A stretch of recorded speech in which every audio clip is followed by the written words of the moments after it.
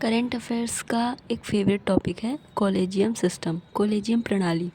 आप बहुत बार ये कॉलेजियम प्रणाली से रिलेटेड वर्ड सुनते होंगे।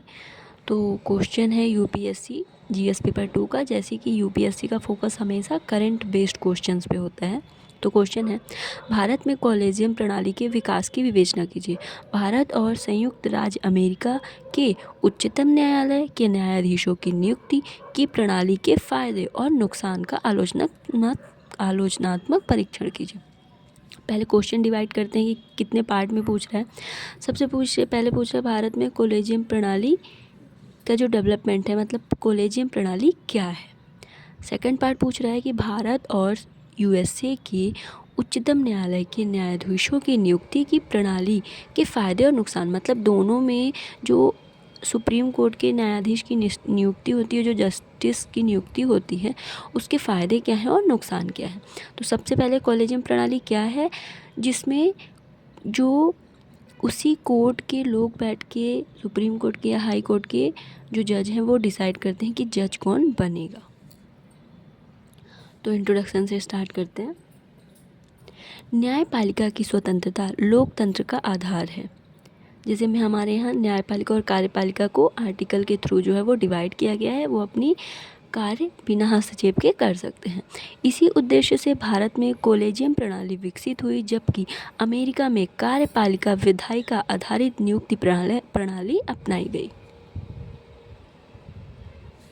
भारत में कॉलेजियम प्रणाली का जो डेवलपमेंट है, जैसा कि क्वेश्चन में पूछा गया है, संविधान के अनुच्छेद 124 में, जिसमें सुप्रीम कोर्ट की बात है, वह 217 के अंतर्गत राष्ट्रपति द्वारा न्यायाधीशों की नियुक्ति का प्रावधान किया गया है।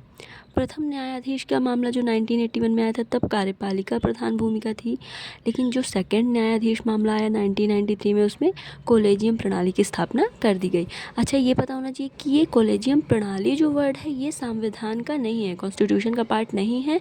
ये अपनी ईजी वे के लिए जो है वो खुद ही बनाया गया है। तृतीय न्यायाधीश मामला 1998 की संरचना है, जिसमें मतलब कौन कॉलेजियम सिस्टम में भी क्या प्रोसेस है।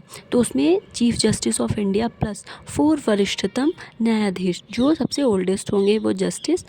हाई कोर्ट हेतु CJI chief justice of India plus 2 वरिष्ठतम न्यायाधीश होंगे। अमेरिका की न्यायाधीश नियुक्ति कैसी होती है? राष्ट्रपति द्वारा नामांकन, सीनेट की पुष्टि आवश्यक। अब क्योंकि फिर से डिफरेंस करते कि लाभ तो फिर पूर्ण पॉइंट लिखते, फिर आलोचना, टाइम भी वेस्ट होता और काफ़ी ज़्यादा हमें वर्ड लिमिट भी करनी पड़ती, तो उसके अकॉर्डिंग मैंने साइड में कर दिया। कॉलेजियम प्रणाली के क्या एडवांटेज हैं, फ़ायदे हैं? न्यायपालिका स्वतंत्र सुनिश्चित होती है। कार्यपालिका हस्तक्षेप में कमी, कार्यपालिका हस्तक्षेप नहीं कर पाती। राजनीतिक दबाव से संरक्षण होता है, क्योंकि सिर्फ जज जो है मिलकर, वरिष्ठतम न्यायाधीश मिलकर इसको डिसाइड करते हैं, तो राजनीतिक दबाव नहीं बनता और न्यायिक निरंतरता अनुभव का लाभ होता है। आलोचनाएं क्या हैं? इससे ट्रांसपेरेंसी का इफ़ेक्ट, अब क्या पता कि जो न्यायाधीश चुने जा रहे हैं उनमें वो योग्यता है कि नहीं, सिर्फ वरिष्ठतम के आधार पर या उनके, इससे भाई भतीजावाद भी आ सकता है। जवाबदेही नहीं, अकाउंटेबिलिटी नहीं है, कोई आंसर नहीं करना, भाई भतीजावाद का आरोप लगता है। सामाजिक विविधता की कमी होती है। भारत में न्यायपालिका प्रधान प्रणाली, अमेरिका में लोकतांत्रिक सहभागिता अधिक, अमेरिका में पारदर्शिता अधिक पर राजनीतिक ध्रुवीकरण की आशंका, मतलब दोनों में डिफरेंस भी बता रहे हैं कंपेयर। भारत में स्वतंत्रता मजबूत पर सुधार की आवश्यकता।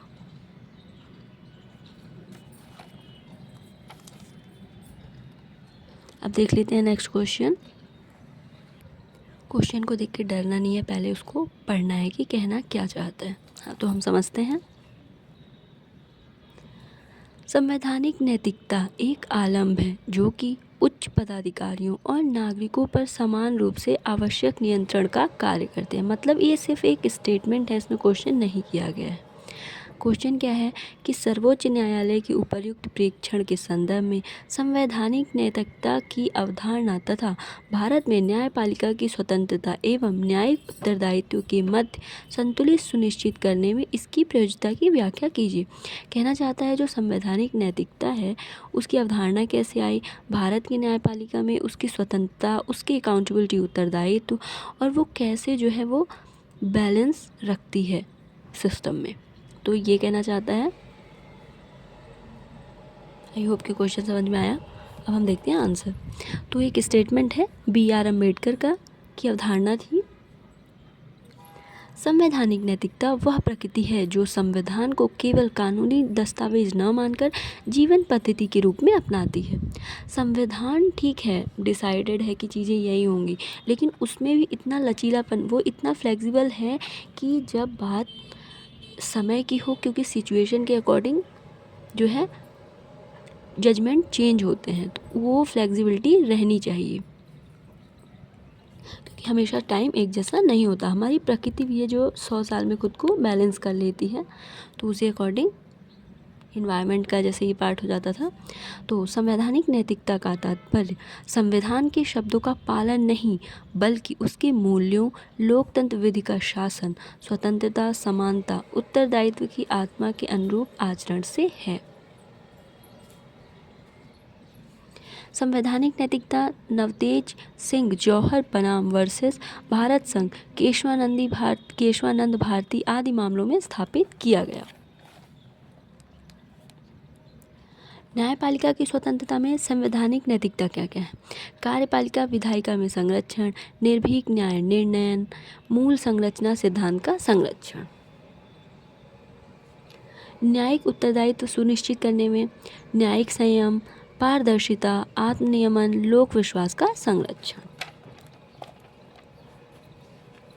फिर हम आते हैं कंक्लूजन पे कि संवैधानिक नैतिकता इन दोनों के बीच सेतु का कार्य करती है, ना तो निरंकुश, ना ही स्वतंत्रता, ना ही नियंत्रणहीन उत्तरदायित्व का करती है, मतलब ये संतुलन बनाए रखती है। आई होप कि क्वेश्चन के अकॉर्डिंग ज़्यादा टाइम नहीं लगा। तो क्वेश्चन कोई भी सॉल्व करने से पहले उस क्वेश्चन को जानना है कि वो पूछना क्या चाहता है। तुरंत क्वेश्चन देख के ऐसे टेंस्ड नहीं होना है कि ये क्या, मतलब बहुत ज़्यादा करना है। देखिए क्वेश्चन बहुत लंबा था, लेकिन आपको बताना सिर्फ क्या था, उसकी अवधारणा, कैसे वो संतुलन बनाए रखता है, अकाउंटेबिलिटी जो उसका उत्तरदायित्व वो कैसे निभाता है। आई होप समझ में आया होगा। Okay for today, thank you so much.